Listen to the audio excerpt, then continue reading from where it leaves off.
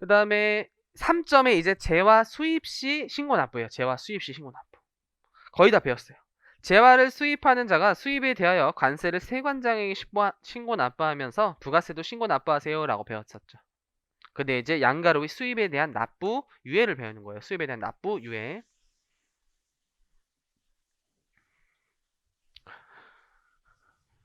그래서 얘도 최근에 신설됐는데요. 느낌을 잘 보셔야 돼요. 느낌을.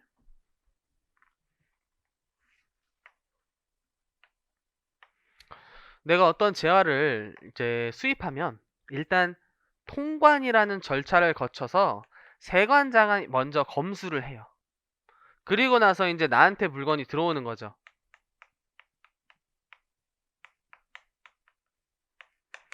그래서 세관장을 공급자로 좀 의제시켜가지고 요 부가세를 세관장한테 내야 돼요. 근데 내가 사업자면요. 사실 이 절차가 좀 번거로워요. 왜냐면 이때 1,000원의 물건을 이제 신고해야 된다면 이게 1,000원에 10% 100원 이렇게 뜯길 거예요. 세관장한테. 근데 내가 저게 무슨 물건인지 봤더니 사업에 사용하기 위한 기계장치였어요. 그럼 매입세 공제를 받아야 된단 말이에요. 그럼 세관장이 못 끊어주죠? 세금계산서 끊어주죠. 세관장이 세금계산서 이렇게 끊어주죠.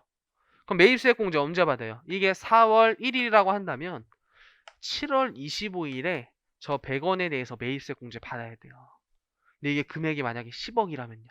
4월 1일에 10억을 대고 7월 25일에 10억을 공제받아야 돼요. 그래서 자금이 묶여 있단 말이에요. 근데 어쨌든 거래 포착 목적에서는 징수를 해야 되는데 특별히 사업자 중에서 좀 영세한 중소 중견 사업자가 수출을 많이 한다면 이러한 내고 돌려받지 말고 이때 내지 마. 그리고 매입세 공제 안 받으면 되잖아. 어차피 똑같은 거죠. 내고 공제 받느니 안 내고 공제 안 받으면 되잖아요. 그래서 납부를 늦춰줄게 라는 제도가 유예라는 표현이에요. 유예라는 게 늦춘다 라는 표현이에요. 늦춘다. 납부를 늦출게. 수입시 납부를 늦출게 라는 제도를 만들어냈어요. 그게 수입시 납부 유예 제도예요. 수입시 납부 유예 제도. 그래서 다 해주는 거 아니고요. 수출 많이 하는 애들만 해줘요. 그래서 이런 느낌을 보셔야 돼요. 그래서 개요. 사업자가 재화를 수입할 때 세관장한테 부가세를 내고 세무서장한테 신고할 때 매입세 공제를 받는다. 그럼 수입할 때 부가세가 뜯기고 한참 뒤인 확정신고 시 매입세 공제를 받는다. 이렇게 읽혀야 돼요. 그래서 그 3개월 이상 동안 자금이 묶여 있다. 근데 그렇게 친절하게 안 써져 있죠. 그런데 최근 부가세는 수출 중소 중견기업의 자금 부담 완화 이렇게 적혀 있는 거예요. 자금 부담 완화가 취지예요. 자금 부담 완화. 그래서 수출 많이 하면 외화도 많이 얻고 경제도 활성화되고 이런 측면에서 지원해 주고자 수입할 때 세관장한테 납부하던 부가세를 안 내도 돼, 늦게 내, 안 내도 돼 이러는 거예요. 납부 유예하고 나중에 신고할 때 납부가 유예된 부가세를 납부하는 제도를 말한다라고 적혀 있어요. 납부하는 건 더 정확하게는 매입세 공제 안 받으면 되는 거예요. 안 받으면. 그래서 납부에는요. 중소 중견 사업자가 과세 사업에 사용에 의한 재화의 수입에 대해서 미리 신청하는 경우에 납부를 할 수 있는데 이제 요 요건은 조금 배워할 수밖에 없어요. 요건은 납부유예는 모두 다음의 요건을 모두 충족하는 중소 중견 사업자에 대해서 적용한다라고 해서 시험 막바지에 외우세요. 시험 막바지에. 네, 이런 것도 진짜 단순 암기 사항이죠. 이것도 제가 또 개발했어요. 또 이거를. 이건 정말 창피해요. 정말 하기 싫은데요. 그냥 그래도 좀 우스갯소리로 보세요. 그 어렸을 때 동방신기라는 그룹이 있었어요. 알아요? 동방신기 알아요, 그쵸?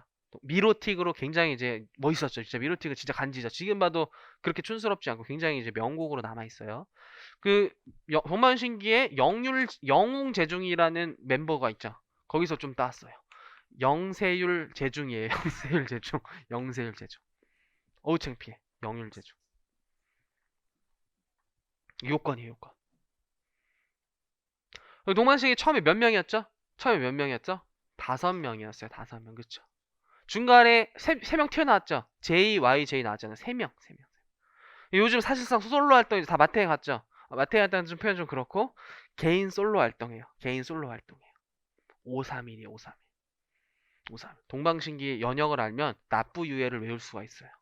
어떤 요건이냐? 일단 영세율을 적용받아야 되는데 수출을 조금 하면 안 돼요. 수출을 좀 적당히 많이 해야 돼요. 그게 531이라는 요건이에요. 그래서 50% 이상 하거나 또는 30% 이상 하거나 또는 100억 원 이상의 경우에 적용한다 이런 식으로 나와 있을 거예요.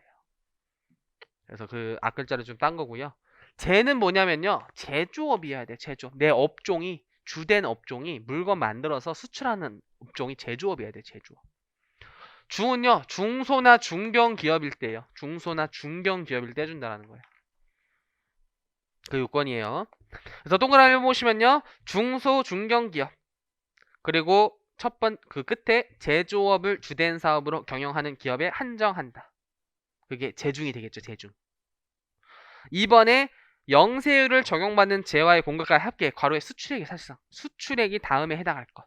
기억이 30% 100억, 니은이 50%인데 기억은 중소기업이고 중소기업보다 크되 대기업은 아닌 업종이 중견기업이에요. 그래서 중견기업은 요건이 50%예요. 50%. 그래서 30% 또는 100억, 50%. 그리고 동그라미 3번은요. 아무리 위에 수출 많이 하더라도 그동안 막 탈세하고 성실하게 안 내고 이런 자들한테는 납부해 해주면 안 된다라는 거예요. 그래서 성실했을 것 이런 요건인데 기억 3년 동안 사업 계속했어야 되고요. 니은 2년 동안 체납한 사실이 없을 것. 세금 안 낸 적이 없을 것. 디귿에 3년 동안 벌 받은 사실이 없대요. 리얼 2년간 납부유예 취소된 사실이 없을 것이래요. 그래서 이건 성실했을 것이라는 요건이에요. 성실했을 것. 그래서 요거까지는 진짜 좀 지엽적인 요건이긴 해요. 그래서 나중에는 이렇게도 외웠었어요. 3232. 이건 진짜 더 우스갯소리였어요. 개차반 느낌으로 개체벌 이런 식으로 외웠었어요. 3년 동안 계속해서 하자. 2년 동안 체납한 사실이 없을 거. 3년 동안 처벌받은 사실이 없을 거. 2년은 납치 또 납부유예 취소 사실이 없을 거. 사실 이런 게 세법이 아니야. 거의 시험에 안 나요. 거의 시험에 안 나오는데 한 번씩 그냥 틀리라고 돼요. 한 번씩 틀리라고. 그래서 이렇게 주된 목적으로 안 보셔도 돼요. 그 다음에 절차도 지엽적이에요. 근데 절차에서 한 가지만 보시면 납부유예는 다음에 1, 2, 3 절차에 따르는데 요 한 줄은 기억하셔야 돼요. 1, 2, 3 절차.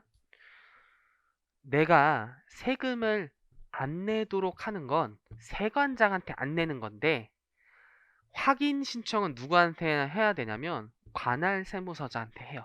왜냐면 요건이 30%, 100억, 50% 요건이랑 뭐 3년 동안 체납한 사실 이런 요건은 세관장이 아는 게 아니라 관할 세무서장이 아는 거기 때문에 관할 세무서장에 찾아가서 저 납부유예 받을래요? 라고 이렇게 확인 요청하는 거예요.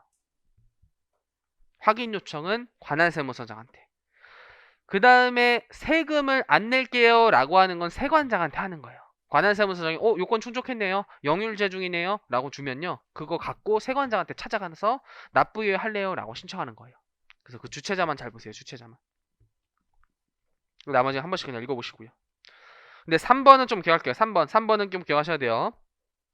두 번째 줄에 납부유예를 승인하는 경우 유예기간을 평생 해주진 않고요. 1년 해요. 1년. 요거는 좀 기억하세요. 납부유예 기간은 1년으로 하면은 기억하세요. 1년.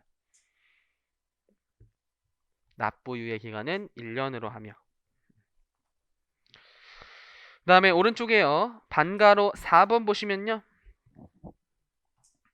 정산납부 이렇게 적혀 있는데 납부유예를 이제 적용 받은 중소중견은 관할세무서장에게 신고할 때 해당 재화의 매출세액에서 공제하는 재화의 수입에 대한 매입세액과 납부가 유예된 세액을 정산하여 납부해낸다. 즉 수입했을 때 안 내고 그 안 낸 거를 매입세 공제 안 받으면 된다라는 게 정산하면 된다라는 표현이에요. 그럼 어차피 내고 공제받느니 안 내고 공제 안 받으면 된다라고 했잖아요. 그게 정산한다라는 표현이에요. 정산한다.